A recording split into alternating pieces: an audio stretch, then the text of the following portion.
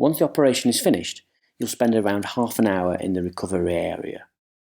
A nurse will be with you constantly and will continue to monitor your vital signs.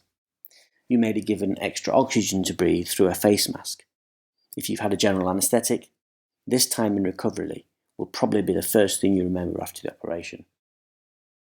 You may feel some discomfort in your knee at this point, but don't worry, the nurse will give you any painkillers that you will need.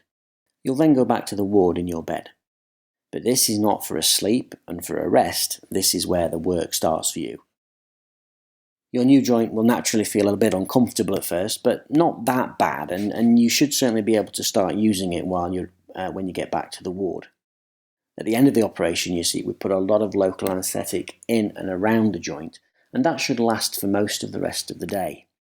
So normally, this will allow you to get on with your exercises straight away, and if needs be, we can give you some extra painkillers to help with this.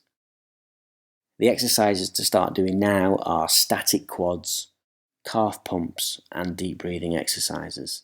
It's also a good idea to reach down to your new knee and give it a rub and a gentle squeeze just to get used to touching it. Within 4 hours of you returning to the ward, we'll get you out of bed. Now, this will usually be done by our therapists, possibly by the nurses or by both of them. They'll initially help you to sit on the edge of the bed and then gradually progress to standing up and to take you on a short walk using a frame to give you some support. Now, it's natural that you'll feel a bit nervous about this, but don't be. Your new joint replacement will be solid and strong from the moment the surgery is finished. The wound has been stitched up securely and all your muscles will still be working, and getting up and walking at this early stage will massively boost your confidence in your joint replacement and is a key part in a good recovery. The day after your operation, the hard work continues. The physiotherapist will be back to get you going with your exercises. Straight leg, raises, knee bends, and more walking.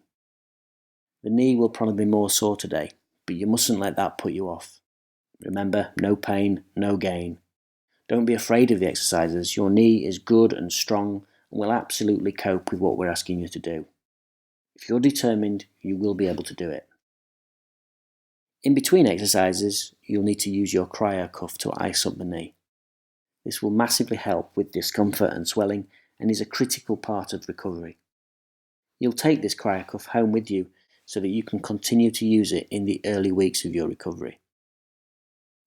As well as more walking practice, the physios will teach you how to climb stairs. Clearly, you'll need to be able to climb stairs if you've got them at home. However, if you live in a bungalow or a flat, you won't need to do a whole flight of stairs, but you'll still need to know how to get up and down at least one step. Most people are ready to go home after just 2 nights in hospital. Some people only need 1, some people may need 3. But it's important that your friends and family know how you're getting on and are able to come and help you get home when the time comes.